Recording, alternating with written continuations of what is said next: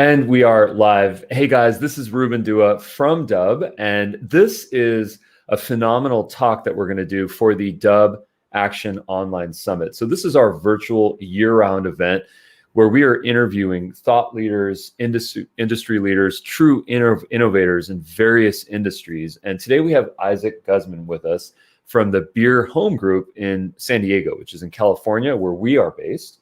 And Isacc has some really incredible pieces, some nuggets really on how to grow a real estate team at massive scale. So when we talk about what scale means increasing outputs without necessarily increasing inputs at the same level. So his team, which is I think less than 30 now, have done phenomenally from a sales perspective. And I think it really comes down to their conversion rates. They're really getting folks to trust them, to want to work with them. And it's an amazing experience to see. So Isacc, if you could give us a quick bio on yourself, and then let's get into this topic. Yeah. So again, Isacc Guzman, Beer Home Team here in San Diego, California. As stated on the thing, it was just, last year in 2020, we did $336 million in sales volume. And my background is just really around growth. And so that's my focus, is growing the team. I'm the head of agent growth. What that means is I'm looking for, always on the hunt for, and attracting talented people to be on the sales team and grow them as individuals, right? So I'm growing the number of people on the team, but I'm also growing the individuals on the team so that they can produce even more than they've ever produced anywhere else under any other system. And then from there, what we're also looking to do is implement effective and efficient ways of increasing the per agent productivity. That's really the name of the game. Got it. Now, all of us have shampoo in our homes, and on shampoo bottles, it says something that I think is the most valuable thing. It says rinse and repeat. Okay. And one of your mantras really is consistency. And I think that a lot of people see folks that are successful, that are doing something well, and they think that they have a magic touch. And some of us, and people like Isacc, maybe they do. But a lot of that is with consistency and accountability. Could you tell me what consistency means to you? So consistency is, I don't know, it's pretty much exactly what it sounds like, right?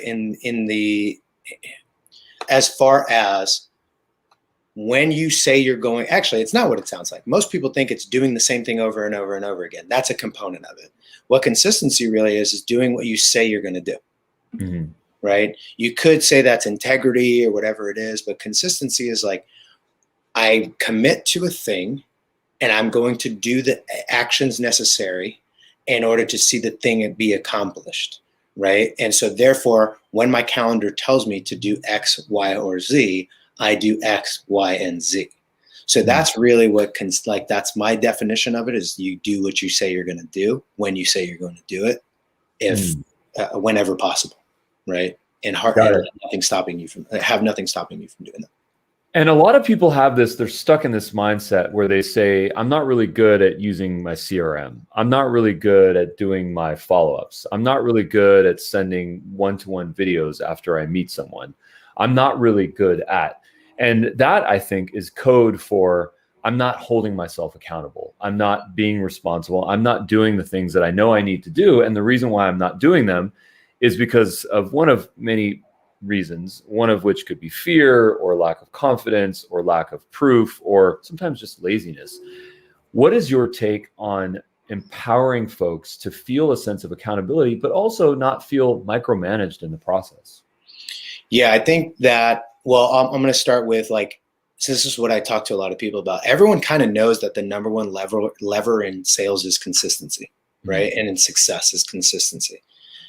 What few people will admit or even discover is that the number one lever to consistency is accountability, right? And so when you're first starting off and you realize that you're not great at staying accountable, that's why coaches exist. It's a huge industry. And so I would say, hey, hack the system, right? Everyone's looking for life hacks. A coach is a life hack, by the way, right? It's a stand-in for personal accountability. And the reason you can't, and the reason you shouldn't take it to heart because you're not this great, highly accountable, highly motivated all the time, super consistent person is because when have you been taught to do that, right? It's almost the same way that you can't hold somebody specifically accountable to not understanding what amortization schedule is on a mortgage. When were you taught that? When were you expected to have learned that? And so without that ability, or without that like training ground, I guess, then why are you taking it? Why is it so hard on you? But once you discover that, the key to consistency is accountability. And then you also have the ability, meaning you have the means and the access to a coach that can help you stay accountable, which, by the way, I'm not a coach, but I have a coach that's going to help you stay accountable. Then you should do it. Then you should feel guilty about not staying accountable if you can't bring that stand in accountability. Now, the way that translates into you being able to be an accountable person and not always needing the crutch of a coach, even though, again, I don't think ever in my life I will never not have a coach. But the way you do that is by understanding my very favorite definition of what leadership is. Leadership is teaching people how to think so they can get what they want when they want it. So here's what I mean. Get yourself around a coach that's going to help you stay accountable. And then let them ask you the deep questions, right? And then you take those questions and start applying them every day to yourself, right? All the questions that help me stay accountable, right? Because that's really what I do. That's what a good coach does, is they ask you questions that you have to answer. Well, what I did was I started getting those questions and writing them down. And then now I ask myself those questions, and it helps me stay accountable at a higher level. Again, I still have a coach for skill set and development and experience to pour into me. But as far as staying accountable and being consistent, there's a reason why I know exactly that I was ready to have this call. It's because I ask myself the questions that my coach used to ask me. Right? I know that's a complex answer to a what's seemingly just a brute force thing. A lot of people think being consistent or accountable is a brute force thing. It's a learned behavior that you were never forced to learn anywhere else. So don't be so hard on yourself. Figure out a way to where you can learn what being accountable is, and then slowly start applying it in your own personal life, in the dialogue between who you are and who you want to be. And then how would you say limiting beliefs affect our sense of accountability? Well, I'm not worthy. I'm not good enough. I don't deserve success. Things like this. Yeah, I think it's a huge factor, right? And I think it has more to do with poor definitions than most people can actually realize. What I mean by that is you're a failure, or you're not worthy by what standard?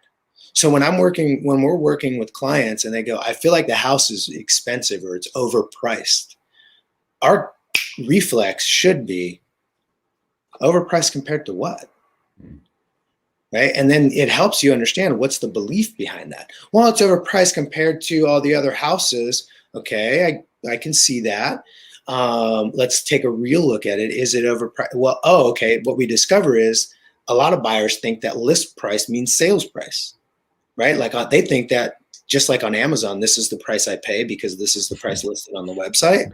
That's not how real estate works. So, right. But we have to help them uncover that belief and the flaw in that belief. So what I mean by that is, are you questioning that thing that's stuck there, that limiting belief? I'm not worthy of that. I'm not big enough to hire a coach like that.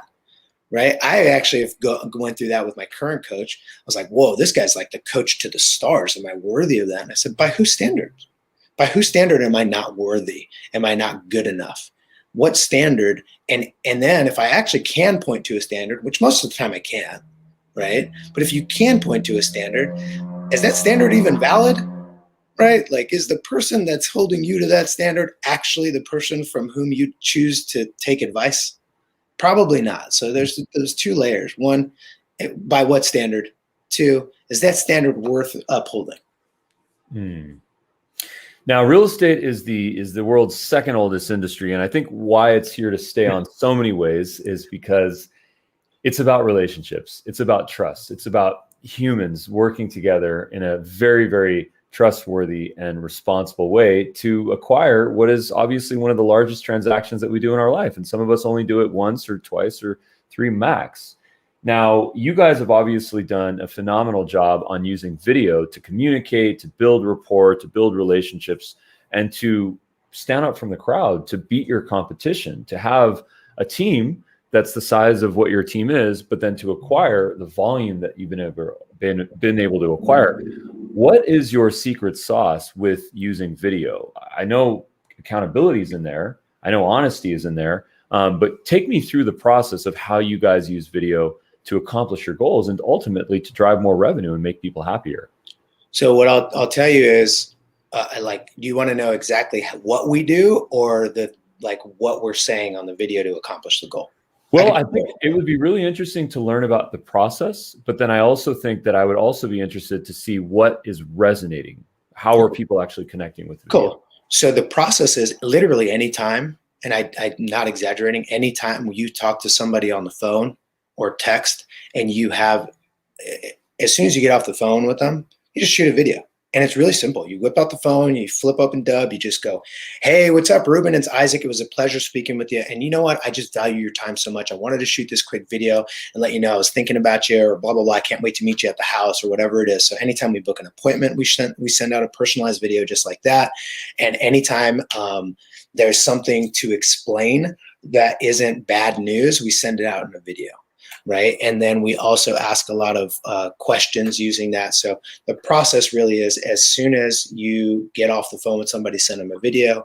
And then as soon as you have any information to update them with, "Hey, just wanted to let you know, I just heard back from the listing agent. We're going to be getting responses to our offers by the middle of today, or by 5 p.m. They're going to be reviewing the offers. Just letting you know, I feel really good about it. And I also have these other 2 properties in mind in case this one doesn't work out." Right. And so we're using it again at that point of, "Hey, I'm a human," right? And the introduction portion. And then the, "Hey, I have an update for you," that is probably a long-winded text or an unnecessary phone call that can easily be conveyed this way. And what it's doing is it's building the relationship, and it has that what you call parasocial relationship. I think you're one of the people who actually taught me that term, but basically people are getting to know you via video even better, and they're leaning in. The other reason we love a lot of that is because we all know that body language is roughly 55% of communication. Mm-hmm. And so over the phone, and especially over text, a lot of stuff is lost in translation. And so by being able to do video, I can convey my body language and my tonality in a way that text won't do, and especially in a phone call, right? If a phone call can't convey my body language, it can convey my tone. But again, 55% being body language, like, why would it? How could you possibly think to not use video in a easily accessible way, such as video? Like, video is so prevalent now, right? Like, it's kind of crazy to think you wouldn't do that. And why do you think some real estate companies, some teams are not using video for prospecting, for nurturing, for just general streamlining of communication?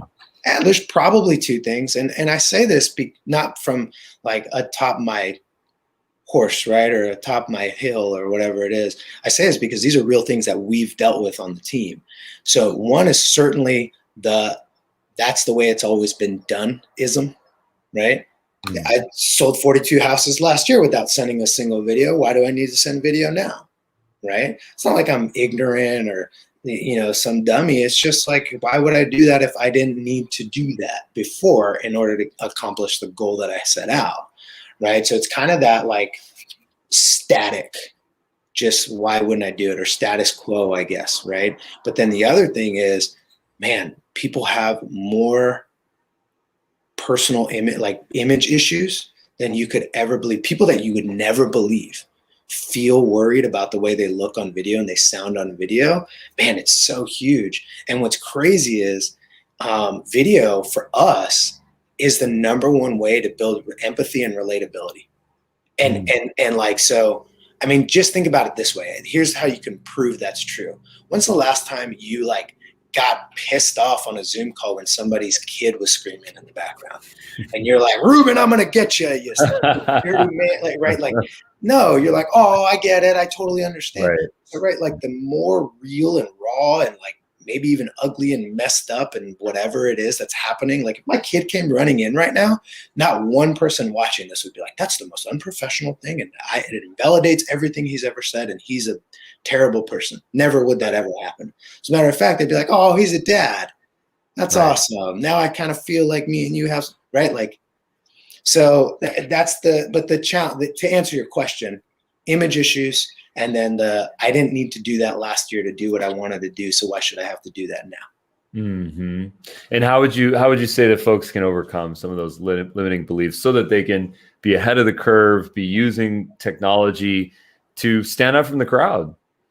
Yeah, the one thing I would say, and I actually I was just asked to write an article about this yesterday because of this exact question.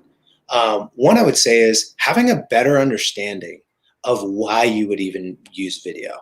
It's not because it's like this flashy thing, right? It's because people need some way of interacting with you. And in a COVID world, but even in a more and more virtual world, like Ruben, you know this, we went all in on video midway through 2019. No one even knew what coronavirus was there, Hmm. right? But what we did realize is that the engagement of the client is happening online, not meeting an agent. Everybody knows an agent. I'm in San Diego, California. Everybody knows a real estate agent. They know like four, right? But they're engaging online because the portals are creating really, really great user experiences such that the natural and then they naturally flow into engaging with an agent through that platform, right? And so because of that, what you need to figure out or what you need to realize is this is the stand-in for meeting them, because here's what most agents I hear all the time, Ruben, all the time. If you get me in front of somebody, I will do a great job. I'll win them as a client, I'll make a friend, and we'll do a deal together, right? Well, guess what?